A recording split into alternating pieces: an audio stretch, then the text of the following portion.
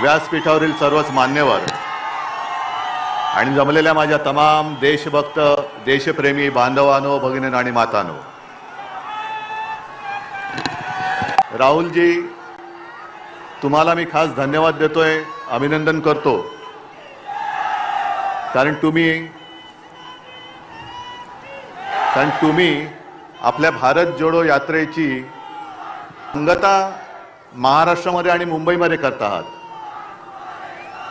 आणि जसं आता पवार साहेब म्हणाले, हीच ती मुंबई आहे. गांधीजींनी 42 साली इंग्रजांना चले जाओ सांगितलं होतं.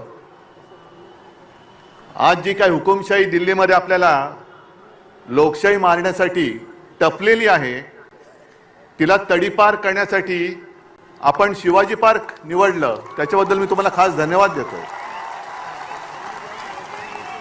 खरं पाहिलं तर हा एक फुगा आहे, भाजपा एक फुगा आहे.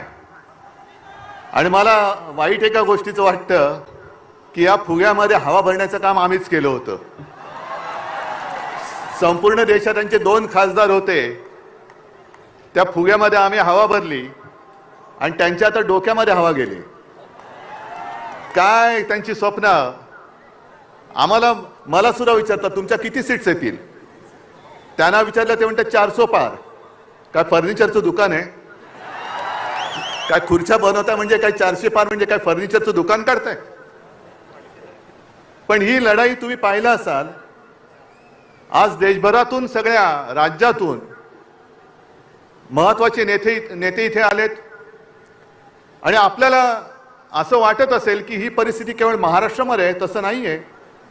काश्मीर पासून कन्याकुमारी पर्यंत ही परिस्थिती सगळी सारखीच आहे.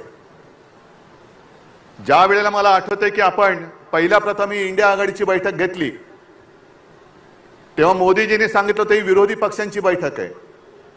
आम्ही विरोधी आहोत, जरूर आहोत, पण आम्ही विरोधी आहोत ते हुकुमशहाच्या विरुद्ध आहोत.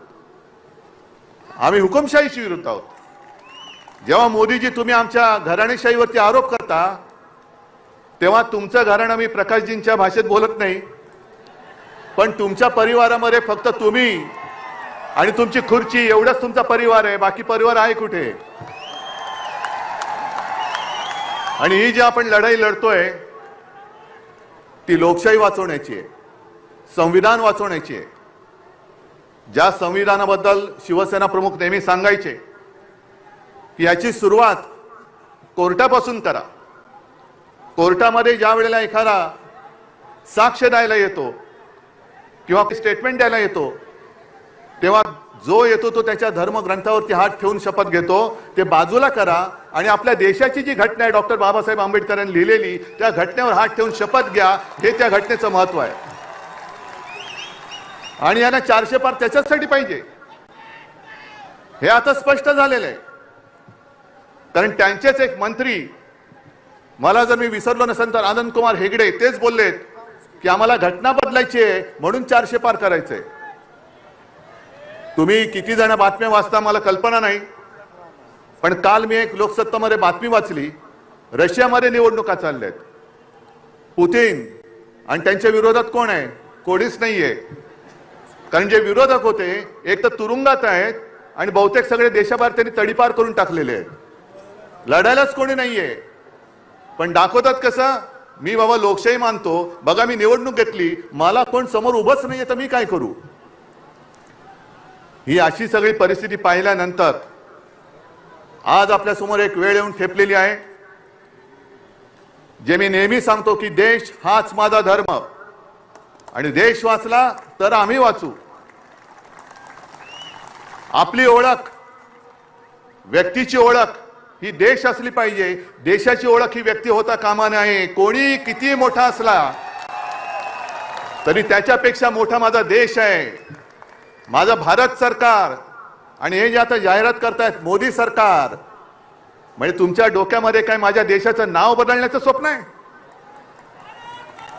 हे माझ्या देशाचं नाव आहे. आणि आजपर्यंत आपण अनेक अनुभव घेतले.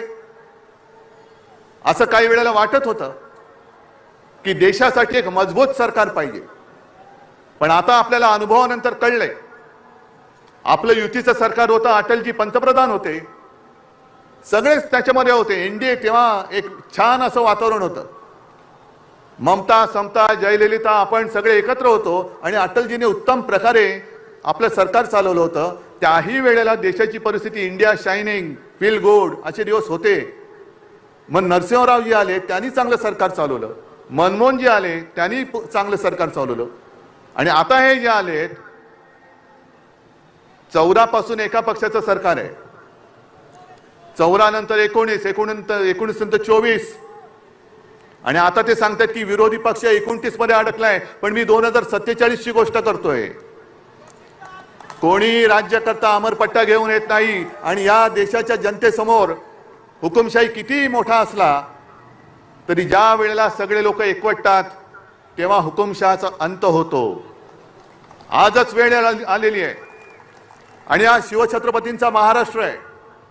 आपला जो इतिहास आहे, आपला इतिहास हा तोडाफोडा आणि राज्य करा असा जर का असेल तर जो आपल्यामध्ये फूट पाडतोय त्याला तोडा फोडा आणि त्याच्या छाताडावरती राज्य करा हे दाखवून देण्याची वेळ आलेली आहे. आणि जसं तेजस्वीजी तुम्ही एक नारा दिला तसा मी पण एक नारा हल्ली देतोय सगळीकडे. कारण ते जे म्हणतात अबकी बार, मी म्हणतो अबकी बार भाजपा. आणि तो आजची सुरुवात ही आजपासून झालेली आहे. आणि मला खात्री आहे शिवतीर्थावरून जेव्हा रणशिंग फुंकलं जातं, हातामध्ये मशाल घेऊन रणशिंग आपल्याला महाराष्ट्रामध्ये फुकायचं आहे. आणि मुंबईतून एखादी गोष्ट जेव्हा बोलली जाते तेव्हा संपूर्ण देश त्या रस्त्यावरून चालतो, त्या वाटेवरून चालतो. म्हणून आपल्या लोकशाही रक्षणाची आजपासून ही लढाई सुरू होते. मी त्या हुकुमशहांना सांगतोय, तुम्हाला असं वाटत असेल की ज्यांना ज्यांना घाबरवून तुम्ही तुमच्या पक्षात घेताय ते म्हणजे देशाची जनता नाही. देशाची जनता ही माझ्या समोर बसलेली आहे आणि आमच्या सोबत आहे.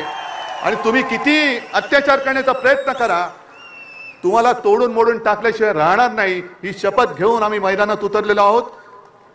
आणि एकच नारा परत घेऊन अबकी बार भाजपा तडीपार, गावागावात जा आणि या हुकुमशाही राजवटीचा अंत करा एवढीच एक विनंती करतो आणि आपली रजा घेतो. जय हिंद, जय महाराष्ट्र.